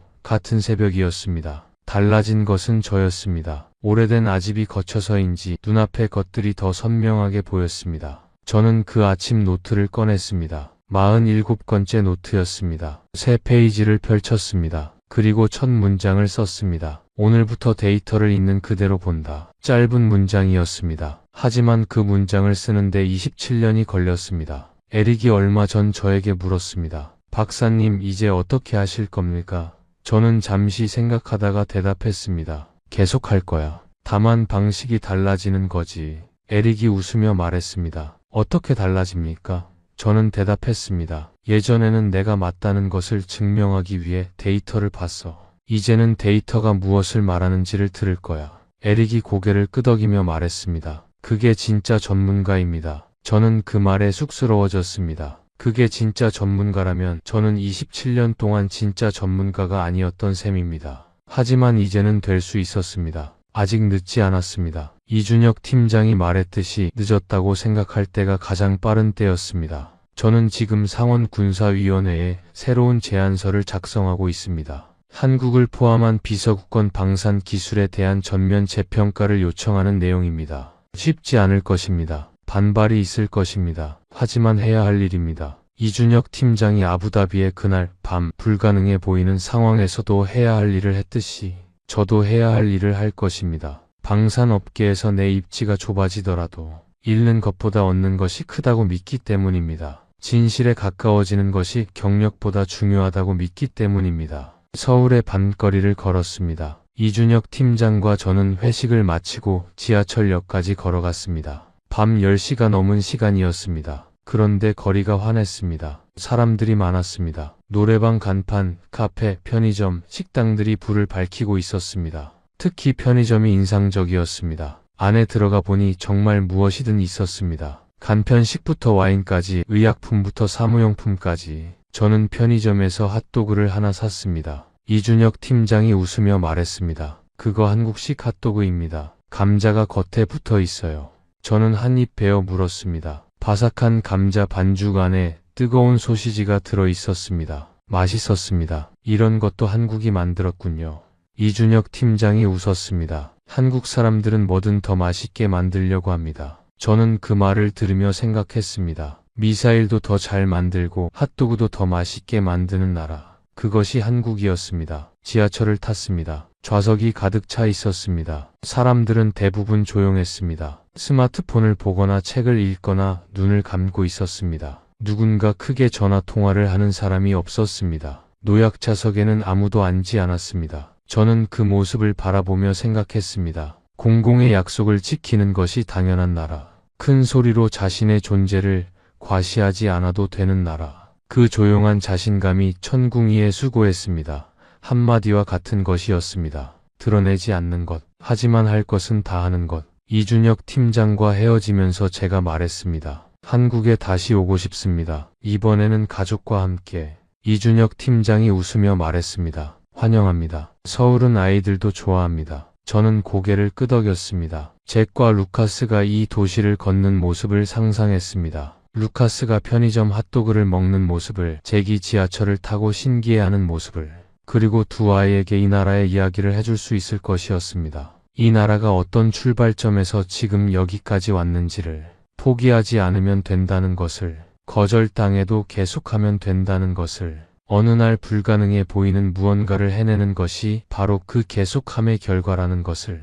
호텔로 돌아오는 길에 한강 다리 위를 지나쳤습니다. 밤에 보는 한강은 넓고 잔잔했습니다. 강 위로 서울의 야경이 물에 비쳤습니다. 저는 잠시 다리 위에 서서 그 야경을 바라봤습니다. 1950년대에 이 강을 건너던 피난민들이 봤을 풍경과 지금 제가 보는 풍경이 얼마나 다를지 생각했습니다. 그분들이 보셨던 폐허와 절망이 있는 자리에 지금은 빛나는 도시가 서 있었습니다. 그리고 그 도시 어딘가에서 이준혁 팀장이 내일 출근해서 또 묵묵히 일을 할 것이었습니다. 세계 방산 역사를 바꾼 사람이 그냥 다음 해야 할 일을 할 것이었습니다. 그것이 한국이었습니다. 저는 그 야경을 오랫동안 바라봤습니다. 낮에 기자회견이 열렸습니다. 칼리드 준장이 공식 입장을 발표했습니다. UAE 영공 방어 작전 결과를 발표합니다. 천궁이 방공 체계의 실전 운용 결과 요격률 97.6%를 기록했습니다. 특히 극초음속 표적 요격에 성공한 것은 세계 방공 역사상 최초의 사례입니다. 기자회견장에 모인 수십 명의 기자들이 일제히 손을 들었습니다. 97.6%가 정말 맞습니까? 극초음속 요격이 처음이라고 했는데 어떤 기술을 사용했습니까? 미국의 패트리어트와 비교하면 어떻습니까?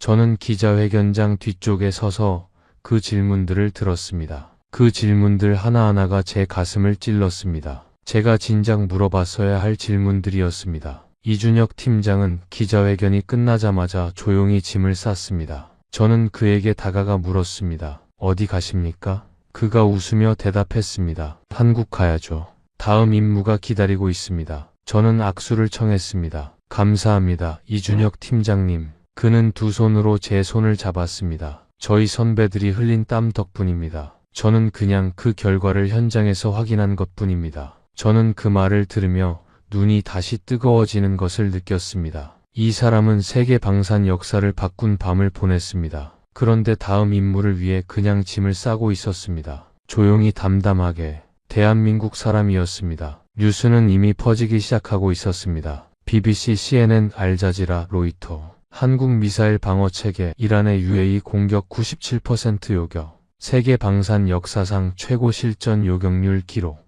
세계가 놀라고 있었습니다. 그리고 그 역사를 쓴 것은 대한민국이었습니다. 워싱턴 DC에서 전화가 걸려오기 시작했습니다. 미 국방부 장관실이었고 상원 군사위원회 위원장이었고 방산업계 동료들이었습니다. 그들은 하나같이 물었습니다. 진짜 97%가 맞습니까? 저는 전화를 받을 때마다 같은 대답을 했습니다. 눈으로 봤습니다. 데이터도 직접 확인했습니다. 97.6% 맞습니다. 전화 반대편에서 긴 침묵이 흘렀습니다. 그 침묵의 의미를 저는 정확히 알았습니다. 믿기지 않는 것이었습니다. 저도 처음에는 그랬으니까요.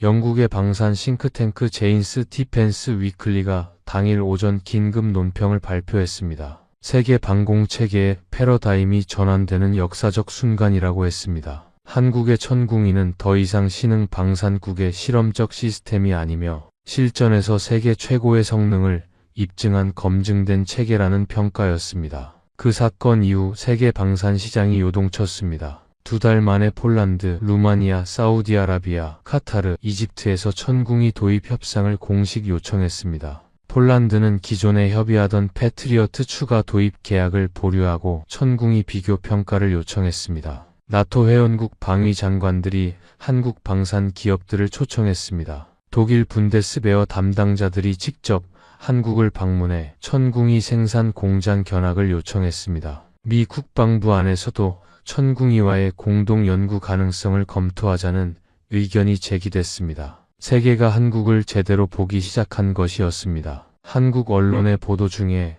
특히 제 눈길을 끄는 기사가 있었습니다. 천궁이 핵심 개발자 중 한 분이 인터뷰에서 한 말이었습니다. 1990년대에 이 프로젝트를 시작할 때 아무도 믿어주지 않았습니다. 정부에서도 군에서도 국민들도 언제 될지도 모르는 일에 왜 예산을 쏟아붓냐고 했습니다. 그래도 계속했습니다. 언젠가는 된다고 믿었습니다. 저는 그 문장을 읽으면서 컴퓨터 화면 앞에 한동안 멍하니 앉아 있었습니다. 아무도 믿어주지 않아도 계속한 사람들. 그분들이 있었기에 이준혁 팀장이 있었습니다. 이준혁 팀장이 있었기에 그날 밤 아부다비의 하늘이 지켜졌습니다. 저는 그 연결고리를 이제야 제대로 보고 있었습니다. 30년 전 아무도 관심을 기울이지 않던 작은 연구실의 결단이 수십만 명의 목숨을 지키는 것으로 이어졌습니다. 그것이 기술의 힘이었고 포기하지 않는 사람의 힘이었습니다. 워싱턴 DC로 돌아오는 비행기 안에서 저는 잠을 자지 않았습니다.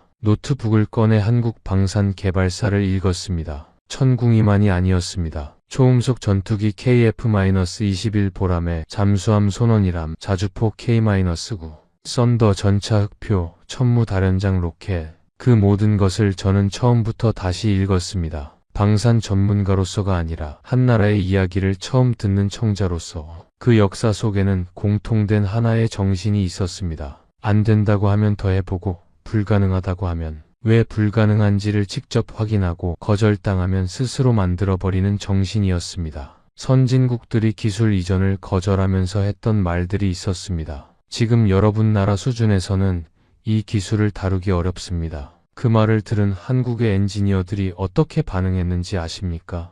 그들은 고개를 끄덕이고 돌아와서 직접 만들었습니다. 그 거절이 그들을 더 강하게 만들었습니다. 그리고 수십 년 후 그들이 거절당했던 기술보다 더 뛰어난 것을 만들어냈습니다. 저는 그 사실을 읽으면서 전율했습니다. 1970년대 초 한 젊은 엔지니어가 미국의 기술 이전을 요청하러 갔습니다. 그는 영어로 완벽하게 준비된 제안서를 들고 갔습니다. 그리고 거절당했습니다. 너희 나라 수준에서는 이 기술을 다룰 수 없다. 그는 고개를 끄덕이며 감사하다는 말을 하고 돌아왔습니다. 비행기 안에서 그가 무슨 생각을 했을지 저는 압니다. 직접 만들겠다는 생각이었을 겁니다. 그리고 그는 한국으로 돌아와서 직접 만들었습니다. 수십 년 후 그 사람이 닦아놓은 기초 위에서 이준혁 팀장 같은 사람들이 세계를 바꿨습니다. 저는 그 이야기를 읽으면서 비행기 안에서 울었습니다. 27년 경력의 미국 방산 전문가가 비행기 안에서 혼자 소리 없이 울었습니다. 부끄러웠고 감동이었고 경이로웠습니다. 제 머릿속에서는 2016년에 그 젊은 한국 엔지니어가 떠올랐습니다. 제가 발표도 채 끝내지 않고 회의실을 나왔을 때 그 사람의 눈빛을 저는 보지도 않았습니다. 지금 생각하면 그 사람도 그날 비행기에서 같은 생각을 했을 것입니다. 직접 만들겠다고. 그리고 그 사람은 아마 만들어냈을 것입니다. 그것이 한국 사람들이었습니다. 워싱턴 DC에 도착해 사무실로 출근한 날, 저는 책상 위에 보고서 초안을 펼쳤습니다. 의회에 제출할 현장 점검 보고서였습니다. 저는 오랫동안 빈 화면을 바라봤습니다. 그리고 천천히 타이핑을 시작했습니다. 첫 문장은 이렇게 시작됐습니다. 본 보고서는 기존 평가를 전면 수정할 것을 전제로 작성됐습니다. 에릭이 제 뒤에서 그 문장을 보다 물었습니다. 진짜로 쓸 겁니까? 파장이 클 텐데요. 저는 고개를 끄덕였습니다. 써야죠. 내가 본 걸 그대로 써야 합니다. 그게 제 일이고 제 책임입니다. 에릭이 잠시 말이 없었습니다. 그리고 말했습니다. 저도 같이 쓰겠습니다. 저는 그 말을 들으며 고개를 끄덕였습니다. 에릭은 저보다 훨씬 오래전부터 진실을 알고 있었습니다. 하지만 상사인 저를 설득할 수 없어서 기다렸습니다. 그 인내심이 저는 고마우면서도 부끄러웠습니다. 보고서를 완성하는 데 4주가 걸렸습니다. 저는 그 4주 동안 하루도 빠짐없이 새벽 5시에 책상에 앉았습니다. 에티오피아산 커피를 마시면서 예전과 같은 루틴이었습니다. 하지만 그 루틴 안에서 하는 일이 달라졌습니다. 예전에는 제 결론을 뒷받침할 데이터를 골랐습니다. 지금은 데이터가 무엇을 가리키는지를 봤습니다. 그 차이가 단순해 보이지만 그것이 전문가와 진짜 전문가의 차이였습니다. 아부다비의 그 밤이 그 차이를 가르쳐줬습니다. 저는 패트리어트의 실전 요격률 데이터를 모두 꺼냈습니다. 2003년부터 2024년까지의 실전 기록을 모두 가져왔습니다. 그리고 그 숫자들과 마주했습니다. 불편했습니다. 하지만 이번에는 눈을 돌리지 않았습니다. 어느 날 저녁 늦게 에릭이 사무실에 들어오면서 말했습니다. 박사님, 이 보고서 나가면 방산업계에서 잘 안 보이실 수도 있어요. 알고 계시죠? 저는 잠시 생각했습니다. 그리고 대답했습니다. 알아. 그래도 써야 해. 에릭이 조용히 말했습니다. 저도 그렇게 생각합니다. 그래서 같이 쓰겠다고 한 겁니다. 저는 그 말에 뭔가 부끄러워졌습니다. 에릭은 저보다 훨씬 용감했습니다. 저는 27년의 경력을 쌓는 동안 에릭에게 배울 점이 많았는데 그것을 몰랐습니다. 오히려 에릭의 의견을 귀찮게 여긴 적도 있었습니다. 지금 생각하면 그것도 부끄럽습니다. 상원 군사위원회 청문회가 소집된 것은 아부다비에서 돌아온 지 3주 후였습니다. 저는 위원들 앞에서 보고서를 읽었습니다. 천궁이의 실전 요격률, 패트리어트와의 성능 비교, 한국 방산 체계의 기술적 우위에 대한 객관적 평가를 발표를 시작하자 위원들의 표정이 하나둘 굳어갔습니다. 일부는 눈살을 찌푸렸습니다. 일부는 메모를 하기 시작했습니다. 패트리어트를 오랫동안 지지해온 의원들의 표정이 특히 불편해 보였습니다. 저는 그 표정들을 보면서도 계속 읽었습니다. 그리고 마지막에 이렇게 말했습니다. 저는 지난 20년간 한국 방산을 적절히 평가하지 않았습니다. 그것은 제 직업적 판단의 실수였습니다. 오늘 이 보고서는 그 실수를 공식적으로 인정하는 것에서 시작합니다. 회의실이 잠시 조용해졌습니다. 청문회가 끝나고 폭도에서 텍사스 출신의 베테랑 의원이 저를 붙잡았습니다. 그가 제 어깨를 두드리며 말했습니다. 칼버트 박사, 한국 사람들이 대단한 거 아니요? 저는 고개를 끄덕였습니다. 대단합니다. 제가 그걸 27년이나 늦게 알았습니다. 의원이 잠시 말이 없다가 말했습니다. 나도 솔직히 몰랐어. 우리가 좀 더 열린 눈으로 봐야 했는데. 저는 그 말에 처음으로 그 의원이 좋아졌습니다. 보고서가 공식 발표된 이후로 저에게 수십 통의 이메일이 왔습니다. 방산업계의 동료들 중 일부는 저를 비판했습니다. 패트리어트를 폄훼한다느니, 서구 방산 체계를 흔드는 일을 한다느니 했습니다. 하지만 일부는 격려했습니다. 용기 있는 보고서라고 했습니다. 그리고 비공개로 연락해온 동료들 중에는 사실 자신도 같은 생각을 했는데 말하지 못했다는 사람들이 꽤 있었습니다. 저는 그 이메일들을 읽으며 생각했습니다. 진실은 말하지 않으면 아무도 모릅니다. 아부다비에서 이준혁 팀장이 조용히 해야 할 일을 했듯이 저도 해야 할 말을 해야 했습니다. 늦었지만 지금이라도 한 것이 다행이었습니다. 이준혁 팀장과는 지금도 정기적으로 연락합니다. 최근에는 화상회의를 통해 차세대 방공 체계에 대한 기술적 견해를 교환했습니다. 그는 여전히 차분하고 정확했습니다. 저는 그와 대화할 때마다 배웁니다. 지난달에는 이준혁 팀장의 초청으로 한국을 처음 방문했습니다. 서울 거리를 걸으면서 저는 이상한 감각을 느꼈습니다. 이 도시가 70년 전에 폐허였다는 것이 믿기지 않았습니다. 6.25 전쟁의 참화를 겪고 아무것도 없는 상태에서 다시 시작한 나라. 그런데 지금 이 거리에는 세계 어느 도시와 비교해도 뒤지지 않는 활기와 에너지가 넘쳤습니다. 깨끗한 도로, 빠른 지하철, 첨단 기술로 가득한 상점들, 친절한 사람들.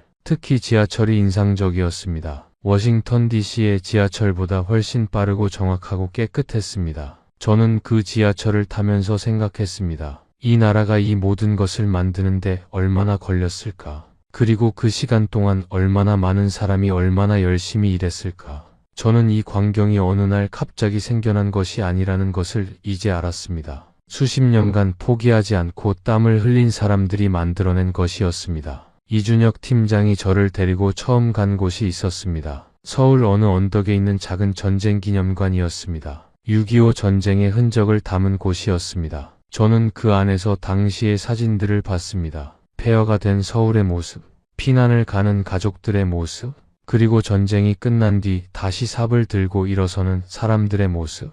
이준혁 팀장이 조용히 말했습니다. 우리 할아버지가 이 전쟁에서 사셨습니다. 아버지는 그 폐허 위에서 공장을 지으셨죠. 저는 그 위에서 미사일을 만들었습니다. 저는 그 말을 들으며 눈앞이 흐려졌습니다. 3대 이야기였습니다. 그리고 그 3대가 한국이라는 나라의 역사였습니다. 할아버지는 전쟁에서 살아남았습니다. 아버지는 폐허 위에서 공장을 세웠습니다. 이준혁 팀장은 그 공장이 만든 땅 위에서 세계 최고의 미사일을 만들었습니다. 이 연결고리가 한국이었습니다. 이 3대가 한국이라는 나라의 기적이었습니다. 저는 한참 동안 그 사진들을 바라보다가 이준혁 팀장에게 물었습니다. 지금 하시는 일이 자랑스럽지 않습니까? 이준혁 팀장이 잠시 생각하더니 말했습니다. 선배들이 해준 것에 비하면 저는 아직 멀었습니다. 그냥 해야 할 일을 하고 있을 뿐입니다. 저는 그 대답을 들으며 다시 눈이 뜨거워졌습니다. 해야 할 일을 하고 있을 뿐이라고.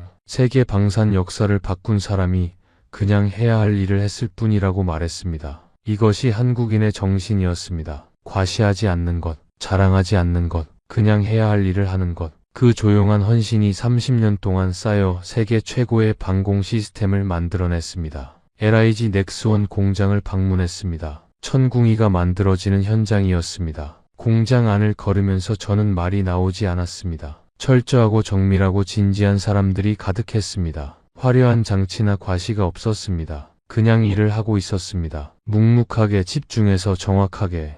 각 공정마다 담당자가 있었고 그 담당자는 자신의 공정을 완벽하게 파악하고 있었습니다. 부품 하나하나에 이름표가 붙어 있었고 이력이 기록되어 있었습니다. 어떤 부품이 어느 날 어느 공정에서 어떤 기술자에 의해 만들어졌는지가 모두 기록으로 남아 있었습니다. 저는 그 기록 시스템을 보면서 놀랐습니다. 이것은 단순히 미사일을 만드는 공장이 아니었습니다. 책임감이 제도화된 공장이었습니다. 누군가의 손으로 만들어진 이 부품이 언제 어딘가에서 누군가의 목숨을 지킬 수도 있다는 것을, 그 책임감이 공장 안 모든 사람의 손놀림에 스며 있었습니다. 저는 그 모습을 보면서 생각했습니다. 이 사람들이 바로 그분들의 후배들이구나. 30년 전 아무도 믿어주지 않아도 계속했던 분들의 뒤를 이어 지금 여기서 일하고 있는 사람들이구나. 공장을 나오면서 이준혁 팀장에게 말했습니다. 여기 있는 분들께 직접 감사 인사를 전하고 싶습니다. 이준혁 팀장이 잠시 멈추더니 말했습니다. 대신 전해드리겠습니다. 저는 그 말에 고개를 끄덕였습니다. 그것으로 충분했습니다. 아니, 충분하지 않았습니다. 하지만 지금 제가 할 수 있는 것은 그것이었습니다. 그리고 앞으로 제가 쓸 보고서들이, 제가 할 발언들이 그분들에 대한 감사의 다른 표현이 될 것이었습니다. 그것이 제가 할 수 있는 보답이었습니다. 칼리드 준장은 지난달 메시지를 보내왔습니다. 칼버트 박사님, 우리가 그날 밤 목격한 것은 기술만이 아니었습니다. 한국인의 정신이었습니다. 저는 그 문장에 한동안 답장을 보내지 못했습니다. 그 말이 너무 정확해서 무슨 말로 화답해야 할지 몰랐습니다. 한참 후에 저는 이렇게 답장을 보냈습니다. 동의합니다. 그리고 그 정신을 27년이나 늦게 알게 된 것이 아직도 아쉽습니다. 칼리드 준장에게서 바로 답장이 왔습니다. 늦었다고 생각할 때가 가장 빠른 때라고 하지 않습니까?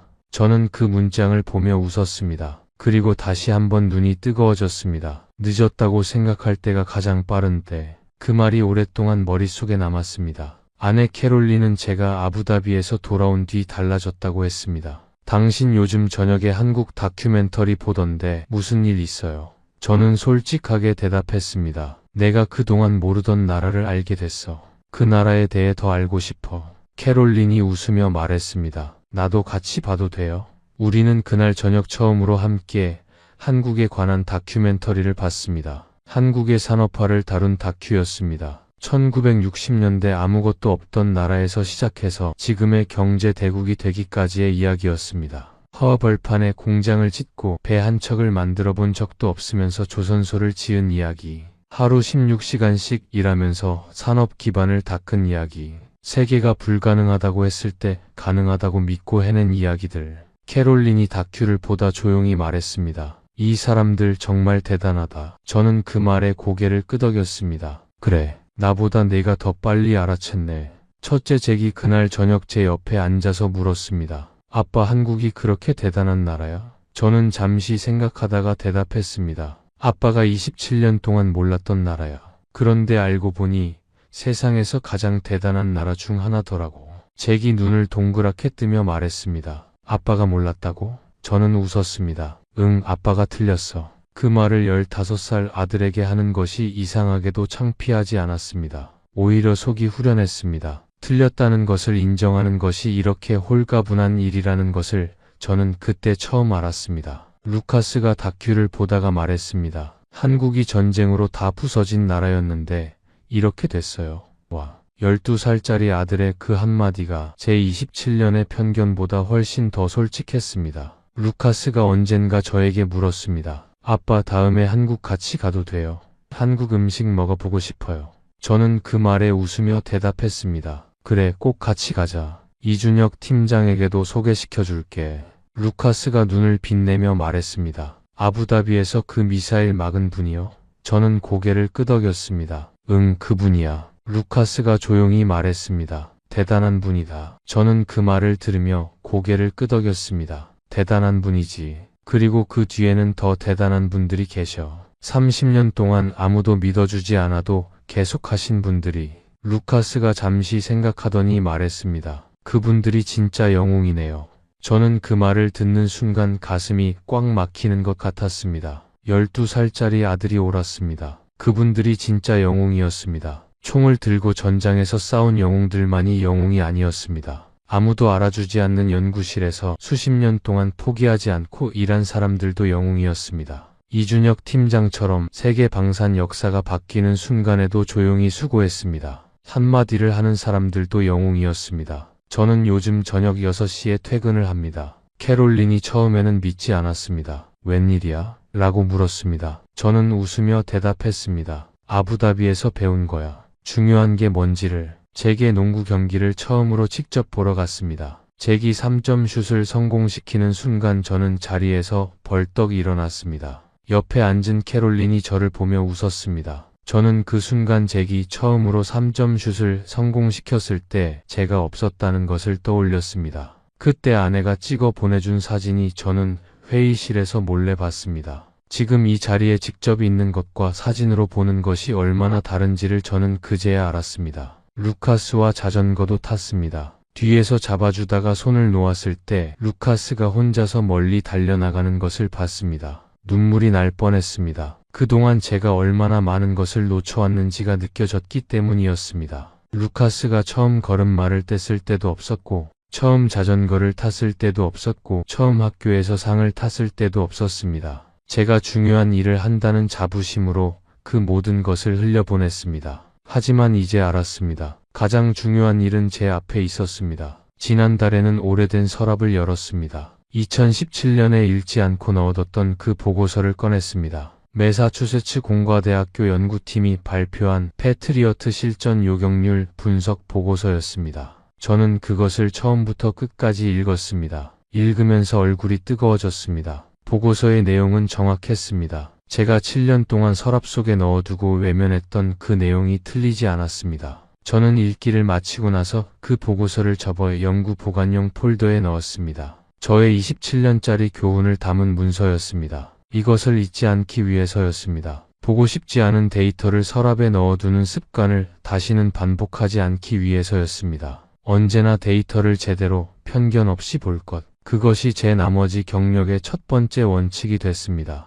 캐롤린이 어느 날 저에게 말했습니다. 당신 달라진 것 알아요?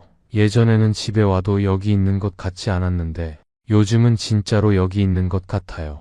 저는 그 말을 듣고 한참 생각했습니다. 그러고 나서 말했습니다. 아부다비에서 배운 건 방공 시스템의 성능만이 아니었어. 중요한 것을 볼 줄 아는 눈을 배웠어. 숫자 뒤에 있는 사람을, 성능 뒤에 있는 정신을, 무기 뒤에 있는 역사를 보는 눈을.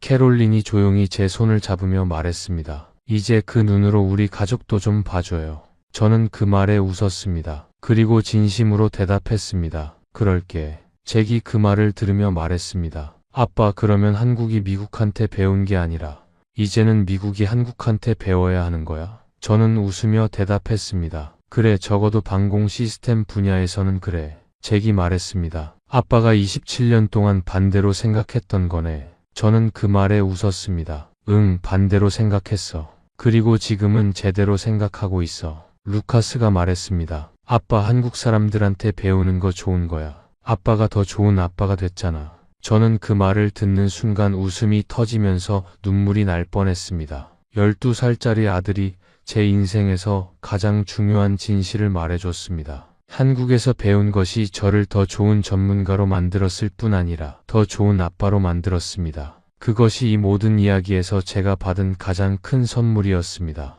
이 이야기를 여러분께 전하고 싶었던 이유는 하나입니다. 편견은 때로 전문가를 가장 먼저 올가맵니다. 27년의 경험이 오히려 새로운 것을 보지 못하게 만들 수 있습니다. 저는 그것을 아부다비에서 배웠습니다. 데이터를 본다고 생각했지만 사실 저는 오랫동안 제가 믿고 싶은 데이터만 보고 있었습니다. 제 결론을 뒷받침하는 숫자만 골라서 보고 그 결론을 흔드는 숫자는 외면했습니다. 그것이 전문가의 오만이었습니다. 그리고 그 오만의 대가로 저는 27년을 낭비했습니다. 하지만 이제는 압니다. 그리고 앞으로 남은 시간 동안 그 오만을 되풀이하지 않을 것입니다. 한국은 전쟁의 폐허 위에서 70년 만에 세계 최고의 방공 기술을 만들어낸 나라입니다. 그 뒤에는 이름도 알려지지 않은 수천 명의 엔지니어들이 있었습니다. 회사에서 밤을 지새우고 해외 출장에서 거절당하고 그래도 다시 돌아와 계속한 사람들입니다. 이준혁 팀장처럼 세계 최초의 기록이 세워지는 순간에도 조용히 다음 해야 할 일을 하는 사람들입니다.